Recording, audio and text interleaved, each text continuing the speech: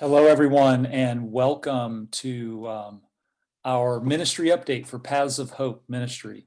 We're so glad that you could join us on our virtual update. And for some of you, it may actually be a virtual introduction. So we're excited that you're with us and that we can share a little bit about what Paths of Hope is all about, what's going on today, and how you might participate with us moving forward. My name is Dan Reichard, and I'm joining you from Pennsylvania at the moment. And we're going to have Susan Smith joining us from North Carolina and Billy Greenman from Lima, Peru. And so wherever you're coming from on the live stream, and whether it's Zoom or Facebook, we're glad you're with us. One of the great things about technology is that we can participate in ways that may not have been possible before. So we're thankful for that. We're thankful that you're with us.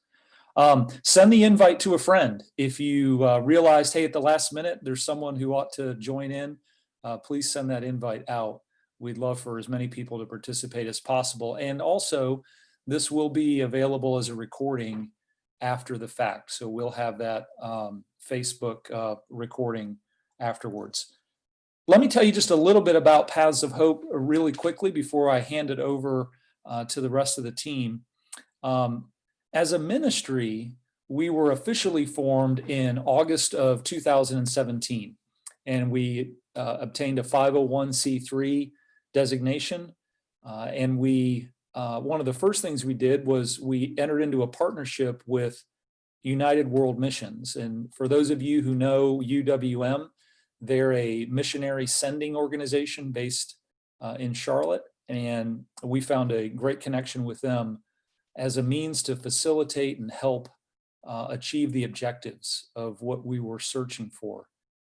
The official launch of the ministry was in February of 2019, and hopefully some of you were with us in Davidson, North Carolina in February of 19 when we held the launch event. That was a great day, and it really started the energy for where we were headed as a ministry. But really, the start of the ministry happened many, many years ago. And for me personally, my first trip to Peru was in 2011 with my entire family, my wife and 4 children. We traveled down. That was the first time I met this guy named Billy Greenman, was back in 2011. And my children then, through South Lake Christian Academy, attended trips to Peru in 2013, 2015, 2017. So we've had a number of opportunities to interact. And after a couple of trips, I recall thinking, with the trips that we were coming back from, a lot of the disadvantaged or orphaned children, the children who were staying in some of the children's homes, the wheels started turning in my head about, well, what happens when they age out? What happens when they become adults and they no longer have the benefit of being in the kind of care facility that as young people has benefited them? What happens next? Well, as I was having those same thoughts, I connected with Susan Smith, and I recall connecting with her, and she had been thinking about that quite a bit. And she said, I'm thinking the same thing. What can we do for the children coming out of these environments? How can we support them, guide them? How can we help them find God's purpose for their lives once they're out of the care environment that they're in? And that really was the impetus. Billy will talk a little bit. He'll introduce himself. Susan will share a little bit of her story along the way. But really, the heartfelt passion for what Paths of Hope is trying to accomplish has been in the making for a long time. And we're glad that you're here to hear a little bit about the story and where we are and where we're headed. So I'm going to turn it over in just a minute to Billy, who will lead through an update. Susan Smith will then speak for a few minutes about how you can partner with us. And then we'll have a Q&A session that will happen at the end. So there's a Q&A button at the bottom of your Zoom. If you're on Zoom, you can post a question. We may not get to every question tonight, but if we don't, then we'll follow up with you afterwards. So please feel free to post a question. I'll come back at the end and we'll try to answer as many with Billy and Susan involved as well and get to as many as we can. So with that, let me turn it over to Billy Greenman.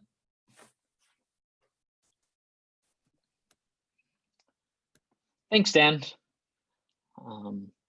As Dan mentioned, my name is Billy Greenman. My family and I have been UWM missionaries here in Peru for more than 10 years.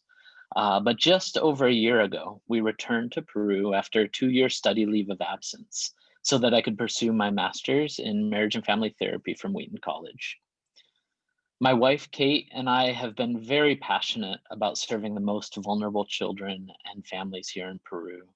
And in our new role with Paths of Hope, we are really excited to be focusing on developing mentoring programs and establishing systems of support for youth and young adults who are about to age out of our alternative care settings or those who've already aged out.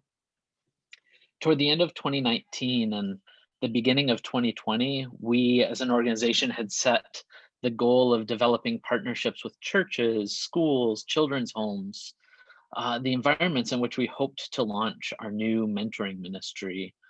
The plan was to do that in March or April of this year, which is when the Peruvian school year begins. And we were on track to do so. we had begun meeting regularly with potential volunteers who expressed interest in becoming trained as mentors, and we had identified one school and one children's home that were willing to act as referral sources of kids who needed mentors. But as I'm sure you know now, all of those plans changed in mid-March when Peru began one of the longest nationwide lockdowns anywhere in the world.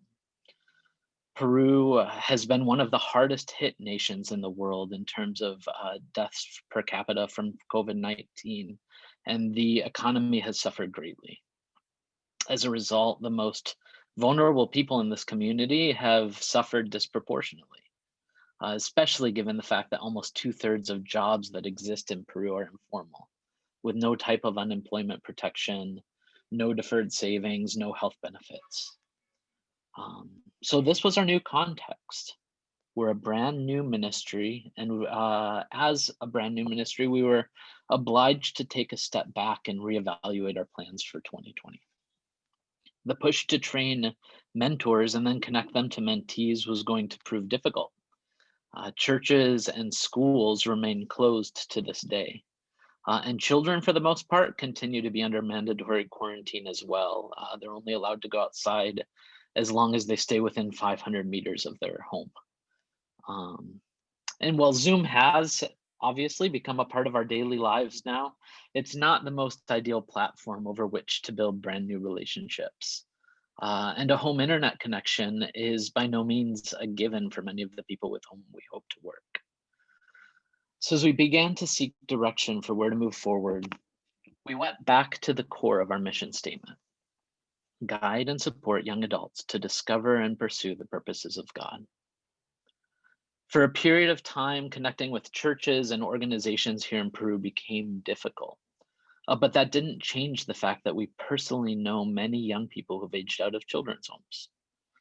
As the weeks of quarantine turned into months, we began to witness many of the young men with whom we had worked in the past running into really significant struggles. Lost jobs and no way to pay for food or rent, emotional and spiritual struggles of not having any adequate support network to turn to in their time of need. Other young men who were going through some really significant health crises, tuberculosis, HIV, who found themselves completely unable to navigate the healthcare system that was already bursting at the seams. A few of the men who I had been working with who are in jail for various reasons, one of whom was released in the middle of quarantine with absolutely nowhere to land and no money or possessions to his name. When he was let out of jail, he didn't even have shoes on his feet. We had to stop and do something. In the long term, our hope and desire is to build systems of support for these young people. If anything, the sheer number of guys who we knew to be struggling was confirmation for us that there is very much a missing piece of the puzzle in the work with vulnerable children in Peru. It is that transition piece to adulthood that is really at the heart of why Passive Hope as an organization was formed. So we decided to respond to the needs that the Lord had put in front of us, raising money for rent assistance, advocating for proper health care and connecting those in need to doctors and medical resources who could help, providing some individual therapy to people who reached out in the midst of their struggle with feelings of loneliness, isolation, and ongoing difficulties overcoming trauma from their past. Since March, no Peruvian jails are receiving visitors, so support for these men now means paying for phone credit so that they can be in touch with us and other friends on the outside. I mentioned that one of these men was actually released in April, about a month and a half into quarantine. We'll call him Juan Luis to protect his identity. Thankfully, in partnership with our friends at Health Bridges International, we were able to launch our new Tigre project initiative with Juan Luis. As an aside, the word tigre means tiger in Spanish. To give you a little bit of cultural context, in Peru, a father might call his son his tiger, mi tigre, when the son has done something that really brings him pride as a father. Juan Luis has a deep desire to move toward lasting change in his life and to deepen his faith and his dependence on the Lord each day. He has shared that the times in his life when he felt most fulfilled were the times when he could share his testimony and his lived experience to help others who were struggling. Having said that, he's by no means blinded by how difficult his journey continues to be. He continues to move forward one day at a time. I don't have time to talk through the details of his story here today, but in the chat box, if you're on Zoom, and in the comments if you're on Facebook, we can share a link to one of my blog posts from earlier this year that really illustrates the challenges that he was facing and that he continues to face as he's been freed from jail. We have partnered with Health Bridges to provide Juan Luis with a full-time position as the first member of the Tigre program. In his current role, he is helping us to develop and to test materials as we build a mentoring curriculum for him and his peers. Additionally, he is helping us to create and compile a database of his peers who have also aged out of a children's home, who may be interested in participating in the Tigre program in the future. We're excited for the opportunity he has to be working with a meaningful purpose while earning a livable wage. While this project is still in its infancy, our hope is to develop Juan Luis and others toward the role of becoming a peer mentor, one who can come alongside and empower others to advocate for themselves as they face many challenges similar to the ones that the peer mentors have already lived through. We hope to begin to foster a supportive community of young people who have aged out of care and who have struggled to find that support on their own. Additionally, we continue to move forward with our vision to develop and equip adult mentors in the context of local churches. When children are raised in the absence of a nuclear family, so many of what would be the natural ties to their community are broken, far beyond just the family relationship itself. Think about it. When children grow up in families, webs of relationships are weaved throughout the community. Parent social networks become intertwined with their children's. Kids make friends with peers from school, or even as they're in proximity to neighbors who have similarly aged kids. Kids learn to navigate community systems as they accompany their parents to run errands, to buy groceries, to receive health care, participating in the life of the church, and so on. So many of these relationships that we take for granted are just not naturally there for kids who grow up in children's homes. We believe that it is absolutely essential to begin to address the systemic problem head on, to provide them with meaningful, long-term, Christ-centered relationships that exist beyond the walls of the children's homes. Relationships that can begin to create community ties and systems of support well into adulthood. In addition to the Tigres program, we are also collaborating with Health Bridges on building a center of excellence model for working with vulnerable children. We are currently working with them to develop a staff training curriculum and then pilot that curriculum later this year, in 2021, in the two homes that they administrate in the city of Ica and in the Sacred Valley of Cusco. Additionally, it's been our privilege to partner with another organization, Kids Alive International, to develop a family mentoring program, pairing volunteers from the local church with families who are currently in the midst of crisis, a large percentage of whom are adolescent mothers. Just this last week, we officially launched the program, and more than 30 individuals responded to the invitation to come and participate. Earlier in the year, in one of our newsletters, we shared the launch of our Passive Hope Scholarship Initiative, with Huberth as the first scholarship recipient. Once again, I don't have time to share all of the details this evening, but we can share the link again to our blog post in the chat box or in the comments section on Facebook. Huberth has been working so hard over the past 2 virtual semesters, and he's faced many challenges. He's about a year away from graduating with a degree in architecture and urban planning from one of the top universities in Peru. Over the last year, it's been my privilege to meet with him regularly and to serve as his mentor. Last week, I was sharing with him a few of the details about our desire to develop the Tigre program into a supportive community of young people who are willing to come alongside their peers on similar journeys. He really lit up with excitement as we brainstormed what this community could look like in the future, how we might go about implementing the plans, and even how he might be able to be involved. We are so proud of Huberth as he pursues his sense of calling in the midst of many difficult circumstances.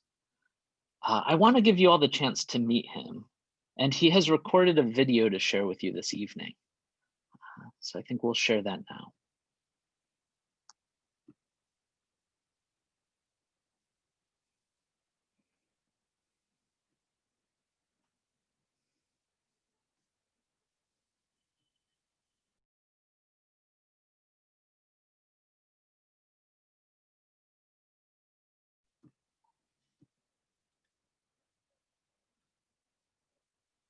It's still not audio?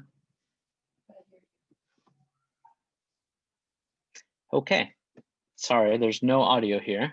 Let me try and do this again. Plan B here, I will try to share.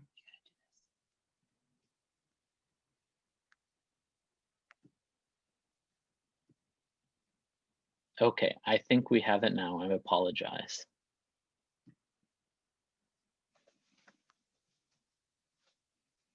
Que se cumpla mi carrera. Sé que estoy a casi terminar y eso es un gran alivio para todas las personas que están detrás de mí, como mis familiares y amigos. Desde un principio me gustó la carrera de arquitectura porque cuando era niño, donde yo vivía era un albergue y sus diseños eran hechos por un arquitecto llamado Choi. Entonces, ellos tenían un diseño tipo gótico, pero a la vez clásico, más que todo para las capillas. O sea, ahí es donde yo naturalmente crecí. Ahora, cuando salí de ese lugar, cuando fui a mi casa y era distinto. Entonces, ahí es donde me plasmo la idea de estudiar arquitectura, porque también me gustaba lo que eran las matemáticas. Actualmente estoy en el 8º ciclo y llevo ya mucha parte de mi vida ejecutando lo que es un proyecto de urbanismo y territorio. Me gusta naturalmente lo que es urbanismo porque en ello puedo plasmar todo como tiene que ser una ciudad en orden. Por el tema de la coyuntura es virtual y he aprendido a manejar muchos programas que antes no sabía. Y actualmente, gracias a Passing Hub, puedo llevar ejecutando esos cursos virtuales. Me gusta mucho la arquitectura por el hecho de que puedo plasmar todas mis ideas y ejecutarlas como anteriormente dije, pero también puedo darle un mejor estilo de vida a las personas, que a aquellas personas que a veces no cuentan con muchos recursos y los logran hacer con un buen planeamiento urbanístico. Parte de mi vida también dedico lo que es a ayudar a personas que actualmente están más que todo desorientados por la coyuntura. También parte de mi tiempo lo ejecuto en lo que es voluntariado del Estado. Me gusta mucho lo que es apoyar a las personas y también estoy agradecido por ustedes que me apoyan desde lejos, aún sin conocerme, pero es un agradecimiento desde lejos. Me gustaría mucho poder conocerlos en algún momento y sé que lo voy a lograr hacer. Eso sería todo de mi parte y más bien gracias por su apoyo y gracias por sus oraciones.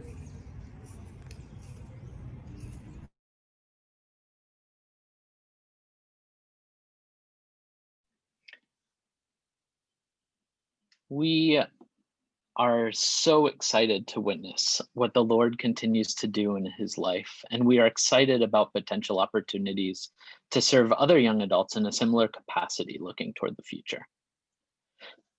So this year has been a year full of twists and turns, a year of unexpected changes, a year that has required us to take a couple of steps back and to evaluate how we feel the Lord is calling us to move forward with ministry plans in the midst of rapidly evolving circumstances and national crises.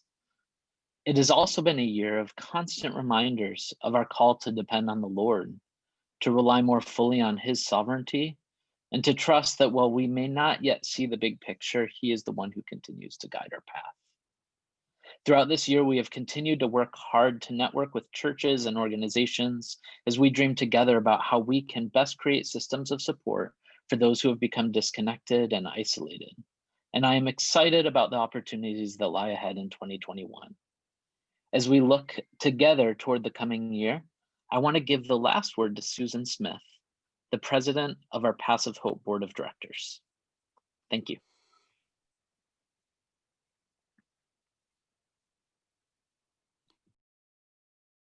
Okay. Thank you for that amazing update, Billy. These personal stories really touched my heart. And it was through hearing stories like these on my many mission trips to Peru that I became convinced of a need for a support system for children who are aging out of institutional care. Paths of Hope was started to help young men like Huberth obtain his degree in architecture and to give Juan Luis another chance as he develops and tests materials for a Tigre program. The ways in which the Lord has brought new openings and opportunities have been so exciting to me and to all of the board members. We could not have imagined last September, when Billy and Kate returned to Peru, that within a year's time, we would be working in 2 children's homes, developing the Tigre program, as well as supporting a full-time student in his studies. So as we look ahead to 2021, the board of directors have identified these 3 areas of focus. First, implementing a mentoring program in churches attended by the boys from the homes where we are working, as well as in other churches in the Lima area. This is a top priority and a key area of focus. A trained mentor would be committed to walking alongside them, encouraging and supporting them through their time in the children's home and as they transition into the community. We believe that godly mentoring is the key to success for these young people. Additional support staff will be needed to help with the training and screening of mentors. Second, in the coming year, we also want to dedicate more resources for the expansion of the Tigre program. We would like to have budgeted funds to meet the needs of aged out youth who are in crisis, immediate needs like the ones Billy mentioned with our COVID relief. And we would like to be able to hire additional peer mentors like Juan Luis. And third, while we remain committed to Huberth's education at the cost of about $12,150 yearly, we would also like to support additional students in their vocational and educational endeavors when they finish high school. So in order to reach these goals, we're rolling out a matching donor campaign, and I would love to share with you how this works. We have some donors who've pledged to match your gifts through the end of the year. So if you give a gift of $100, it will immediately be matched, creating a $200 gift to Paths of Hope. These individual donors are doing this to challenge and to inspire you to participate in our ministry in Peru. Would you consider making a gift before the end of the year so that it will double the support that we receive for 2021? You can visit our website at pohperu.org for all the details. Thank you so much, and God bless you. And I'm going to toss it back to Dan Reichard, who is going to do some questions and answers. Thank you, Susan. That's awesome. And Billy, if you can turn your video on, and Susan, Billy, you can unmute as well. Thanks so much for the updates, and thanks to everyone for participating. Let me just go with, I'm looking at our time and how much we have, and we appreciate everyone joining us. We budgeted a half hour. We're going to stay on past the bottom of the hour. If you want to stay on for a few more minutes, we'll stay with you. But while we still have a couple minutes left, let me toss out a couple of questions and try to get those in the time that remains. Billy, this one's for you. There's a question that's come in, and I'm going to paraphrase. It's about the political situation in Peru. There's a lot of, for those following the news, there's a lot of information out there the challenges you mentioned about COVID, but speak to a minute about how you guys are doing in the political environment where you find yourselves doing ministry. Yeah, thanks, Dan. It's been kind of a roller coaster ride of a year in many ways, and even just this last week. Uh, uh, to give those of you who don't know an idea of what's been happening, we had a president by the name of Martin Vizcarra here in Peru. And on Monday of last week, in kind of a surprise upset vote, Congress voted to vacate his presidency, which then by order of secession led to the president of Congress becoming on Tuesday morning the president of the country. There's a lot to be said there, and probably not enough time to go into all of the details. There are plenty of news articles, if you Google, that you could find. But suffice it to say that polls show that about 80% of the country was opposed to that decision made by the Congress. And it's particularly worrying, knowing that our last 6 presidents in Peru have ended up being tried, and most of them jailed for different acts of corruption. So in some ways it feels like a whole new political crisis. Actually tonight they're organizing protests all around the country as we speak, to protest this that has happened. And at the same time, the other half of it is Peruvians are like, we are resilient and we will move through this. It's not our first rodeo, sadly. So I do appreciate everyone who's watching. If you could continue to pray for us as a country, as they are hard times. Yeah, no, thank you for that. And what a great reminder to those of us who are focused, those of us who are on this update from the US. We have our own political situation, but there are others around the world, whether it's in Hong Kong or it's in Peru or other places. Political dynamics are at play, and we're grateful that we serve a God who is in control in the midst of it, and certainly praying for the stability and the opportunity to continue to do ministry in Peru, and the stability of the country is important.